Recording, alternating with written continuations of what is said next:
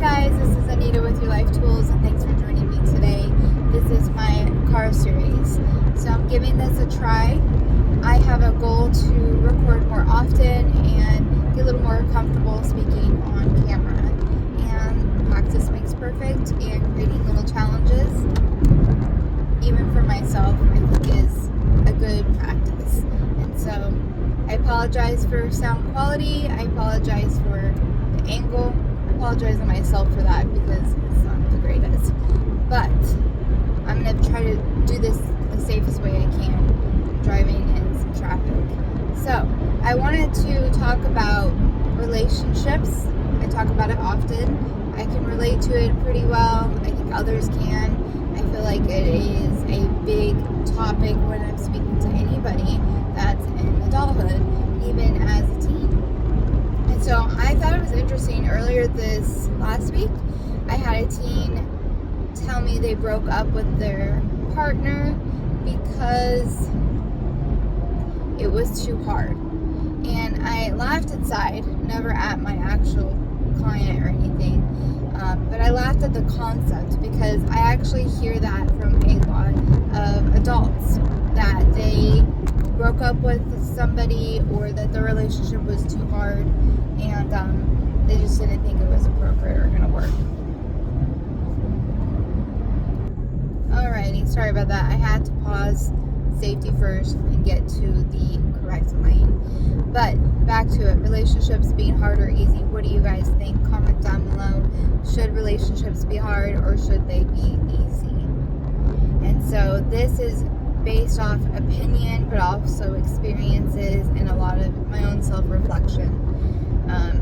And this is not taken into consideration any kind of abuse. That should always be separated. But I would say relationships should be easy in the honeymoon stage. So when you start to date somebody, you are getting the best version of themselves. Think of an interview. When you go on an interview, you're going to want to show the best version of yourself, maybe even elaborate, what word am I looking for?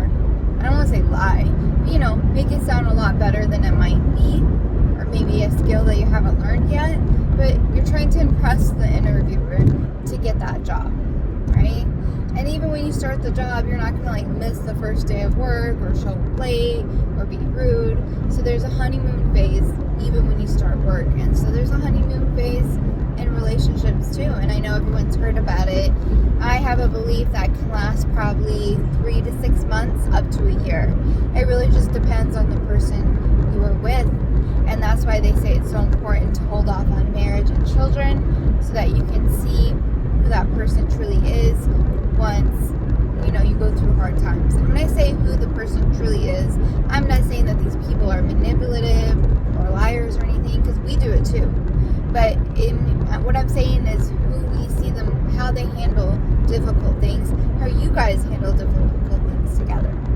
So in the beginning of the relationship, if it's not easy, I say that's a red flag, because this is supposed to be a very fun time. And if they're already showing you difficulties in the beginning of the relationship, what makes you think it's gonna get easier? You know what I mean? I think we do fall in love with the potential of somebody, and I think we can mix that up too. I can see potential, like, ooh, I think this person can, become a lawyer. I don't know, maybe they're going to school. Or I can see that maybe they're going to be a great father. Those are make sense potential, but potential, like, I think he's going to stop cheating if I can just change him, or stop being abusive, or communicate so much better or something, or commit more, or change maybe their whole spiritual beliefs. That is more unrealistic, because we're trying to change the core of the person and their personalities. And so potential, like in their future and maybe what they can become, but potential in actually their characteristic traits, not as likely. But back to our relationships hard work, I say they are, because once that honeymoon phase is over, you are faced with learning how to deal with the worst version of themselves and first necessarily. I want to say more of like what are you seeing their weaknesses maybe as, and the areas they need of growth, and can you guys overcome it? And are they overcoming it, and are they working to improve and get better? And it's hard because you're faced with a lot of challenges that you might have never thought you had to go through with them, and you're learning about yourself at the same time, because I don't care how old you are, we're growing and changing every day, and you should be changing as a human being and learning about yourself too. When we think of hard work in relationships, I feel like it can get a negative connotation, but anything that's easy doesn't really last very long, and usually you get bored of. I mean, I see YouTube, TikTok videos about how men don't like even girls that are easy, and how girls don't like men who are too easy or needy. You know what I mean? They like the challenge. So why would you want an easy relationship?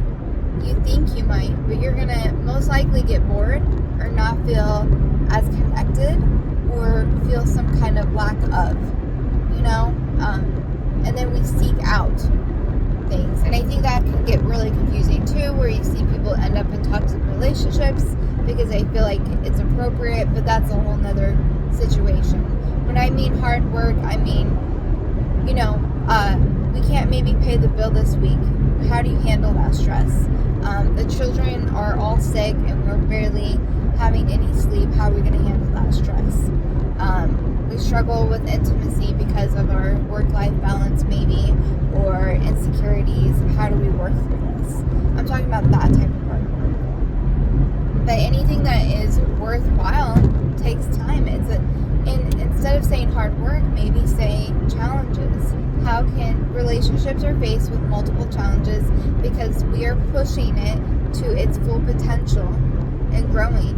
And we naturally, as human beings, like to push until we kind of push our limit and grow. And I also feel like that has a lot to do with people's ambitions and stuff too. Now you'll see relationships sometimes, I want to say stagnant, it might seem like, but usually you'll see one, when you have a relationship like that, you'll usually see one partner who's pushing for a little bit more and who's confused. Like, I know on paper everything looks calm and nice, but I'm feeling a lack of disconnect. I'm feeling a lack of just something. And so hard work is not a bad thing. It's a good thing. And it's creating, you know, when you go through those things, you are challenging yourself to be a better person and growing. And it's so painful. Like, I've gone through some painful growths. But you're also challenging the relationship. And it honestly, every time you overcome that challenge, it really does feel amazing. Especially when you're doing it with someone you love. And I never really understood when people said, you just fall deeper in love. Because you do. You falling deeper in love with someone, you're like, man, we just overcame that together. And we just overcame this and that. I don't know if there's anybody else that I can do that with and try to rebuild all that trust again. You're investing in the person in the relationship.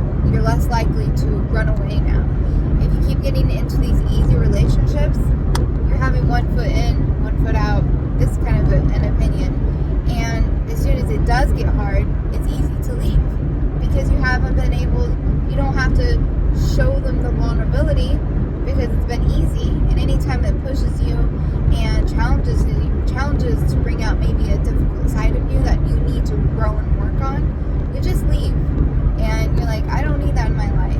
But sometimes, I'm not saying the abusive relationships or anything, but sometimes you need those things to push you and make you think and reflect about who you are, and not in a negative way, but like, wow, what do I need to do to grow in this? Or maybe what do I need to speak up about so we can grow in this together and work through it. Now, if you keep having the same challenge over and over again and your partner is not willing to talk about it, reflect about it, grow, go see a therapist with each other or get spiritual support or help, then we're talking about maybe that isn't a good fit for you because that person's not wanting to work with you. You know, when they say, I just want it to be easy, and they kind of do that stonewalling thing where they shut down and don't want to engage and just want to pretend everything's fine, that really puts the other person in this, I want to say anxious, but I would say that I'm thinking about it because I'm thinking about like anxious attachment and stuff. That's not healthy.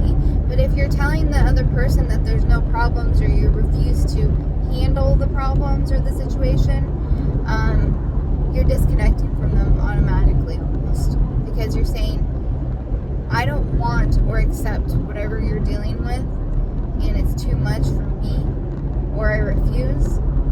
So you're no longer in the relationship with that person at that time. I think in EFT, which is emotion focused therapy, they call it a dance floor. And when that happens, only one person is on the dance floor trying to dance, and they're doing it alone, and it feels very scary and vulnerable, while the other person's standing off the dance floor because they're saying, I don't want to really get embarrassed and dance on the dance floor right now. I don't really feel like doing that with you at this time. So that's just some opinions of mine, and sorry some of my thoughts are broken up because I'm driving, so it's not the most articulate, but I did my challenge today. What's a challenge that you guys can do for yourself? What are you doing every day to self-improve? Being vulnerable and uncomfortable. Please support me, subscribe, like, share, comment. All that helps me out, and it's free. And it's a beautiful way to build a community and discussion. So have a blessed day. It's a beautiful day.